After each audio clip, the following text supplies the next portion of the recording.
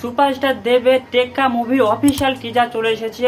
আমি এই মুভিটার জন্য বেশ এক্সাইটেড, তার কারণ এই মুভিটি ডিরেক্ট করেছেন সৃজিত মুখার্জি। সৃজিত মুখার্জির মুভি ভালো হোক বা খারাপ হোক, মুভি টিজার বা ট্রেলার বরাবরই ভালো এসেছে। ইনফ্যাক্ট তার কোনো খারাপ বা অ্যাভারেজ মুভি টিজার বা ট্রেলার আপনি দেখে নিতে পারেন, সেটাও টপ নোচ হয়। সৃজিত মুখার্জি ডিরেকশন প্লাস এই মুভিতে দেব রয়েছে, তো ডেফিনেটলি এক্সপেকটেশন স্কাই হাই হয়ে যায়, যার কারণে আমি এই টিজারটার জন্য বেশ এক্সাইটেড ছিলাম। তো ফাইনালি টিজারটা দেখে ফেললাম। টিজারটা দেখার পর মুভি স্টোরি সম্পর্কে আমি যে বুঝতে পারছি সেটা হচ্ছে, দেব হয়তো এখানে এমন একটি ক্যারেক্টার প্লে করবেন যে 35-40 বছরের একজন বেকার যুবক, এবং যে নিজের লাইফে অনেক ডেসপারেট হয়ে গেছে, অনেক ফ্রাস্ট্রেশন হয়ে গেছে বেকারত্ব নিয়ে, এবং গরিবদের যেভাবে আমাদের সমাজে অবহেলা করা হয় বাই দ্য রিচ পিপল, সেই জিনিসটা সহ্য করে করে দেবের ক্যারেক্টার এই মুভিতে ডেসপারেট হয়ে গেছে, যার কারণে দেব একটা বাচ্চাকে কিডন্যাপ করে নেয়। এই টিজারে দেখানো হয় দেব সেই বাচ্চা মেয়েটাকে কিডন্যাপ করে একটা হোস্টেলে নিয়ে যায়, এবং সেখানে মুভিটির স্টোরি পুরোপুরি ভাবে বেস্ট হবে।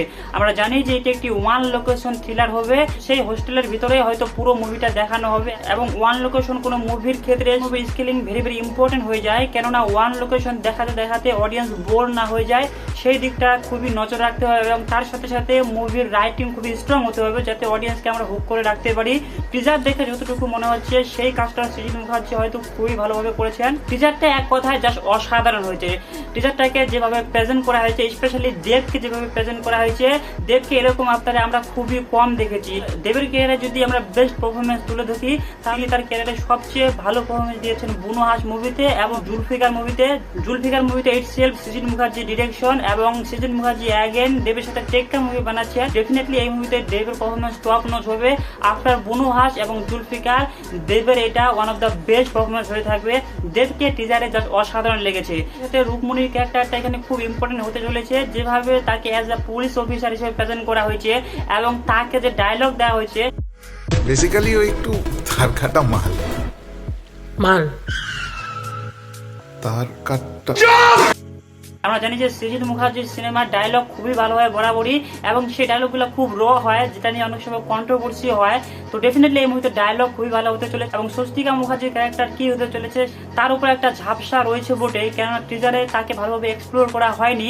তো ডেফিনেটলি তার ক্যারেক্টার খুবই ইম্পর্টেন্ট থাকবে, কেননা আমরা জানি যে স্বস্তিকা মুখার্জি একজন খুবই ভালো অভিনেত্রী, এবং তার সাথে সাথে যতগুলি সাপোর্টিং ক্যারেক্টার রয়েছে তাদেরও বেশ একটা স্পেস দিতে পারে কিনা। এবং এখানে দেবের ক্যারেক্টারটা সেই কিডন্যাপটা করার পেছনে তার যে মোটিভেশন, সেই মোটিভেশনটা আসলে কি, এবং শেষে কি সেই মোটিভেশনটাকে সে ফুলফিল করতে পারে কিনা, সেটা বেশ ইন্টারেস্টিং হবে। এবং মুভি শুরু থেকে শেষ পর্যন্ত পুরো থ্রিল পোরশনটাকে কিভাবে হ্যান্ডেল করবে সৃজিত মুখার্জি, সেটাই দেখার বিষয়। এটা কোনো অ্যাকশন মুভি না, এটা একটা থ্রিলার মুভি। থ্রিলার মুভি সত্ত্বেও এই মুভিটাতে বেশ বড় স্কেল রয়েছে, যেটা মুভিটা টিজার দেখে অবশ্যই বোঝা যাচ্ছে।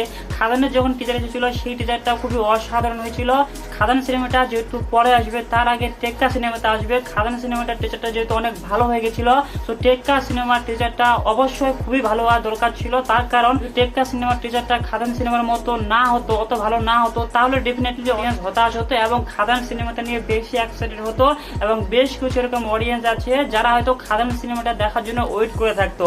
কিন্তু আফটার স দা টেক্কা teaser, it is amazing teaser, এবং খাদানের টিজারটাকে কোথাও না কোথাও বরাবর টক্কর দিচ্ছে, এবং ডেফিনেটলি টেক্কা মুভি দেখার জন্য নিজের ভিতরে এক্সাইটমেন্ট ডেভেলপ করছে। ওয়েল, এই মুভিটি পুজোতে রিলিজ হবে। পুজোতে বেশ কিছু কিছু বড় বড় বাংলা মুভি রিলিজ হবে। সব থেকে বড় যে মুভিটা টেক্কার প্রতিপক্ষ হতে পারে সেটা ডেফিনেটলি উইন্ডোজের বৌরবী। বৌরবী মুভিটির টিজার খুবই ভালো হয়েছে, এবং টেক্কা মুভিটির টিজার খুবই ভালো হয়েছে। এই দুটি মুভির মধ্যে আপনি কোন মুভিটি দেখার জন্য সব থেকে বেশি এক্সাইটেড, আপনি চাইলে অবশ্যই আমাদের কমেন্ট বক্সে জানাতে পারেন। আপনি যদি আমাদের চ্যানেলে প্রথমবার হয়ে থাকেন, তাহলে ডেফিনেটলি ভিডিওকে লাইক করতে পারেন, শেয়ার করতে পারেন, চ্যানেলকে সাবস্ক্রাইব করতে পারেন। দেখা হচ্ছে পরবর্তী কোনো ভিডিওতে, ততক্ষণ পর্যন্ত দেখতে থাকুন সিনে রিভিউ।